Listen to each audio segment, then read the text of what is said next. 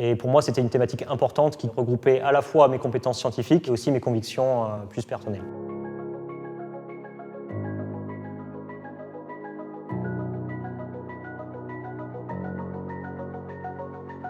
Bonjour, je m'appelle Antoine Brège, je suis cofondateur du projet Dionymère qui propose une solution qui est de valoriser les déchets organiques en plastique compostable.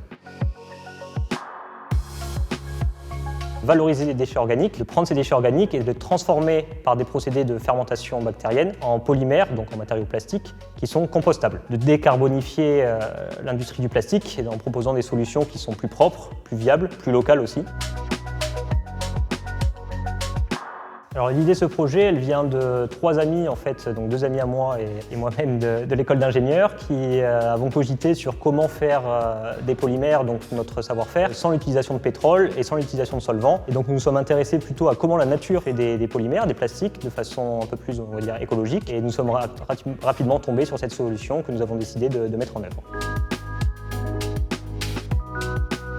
Alors avec notre solution, on s'adresse plutôt à 2 populations. Une population un peu en amont, qui sont les producteurs de déchets. On va leur proposer une nouvelle voie de valorisation de leurs déchets. Et en aval, plutôt aux utilisateurs de plastique, donc les gros industriels du packaging, mais aussi de la cosmétique, en leur proposant de remplacer les polymères qu'ils utilisent aujourd'hui par nos polymères, donc nos plastiques, qui sont biosourcés et biodégradables.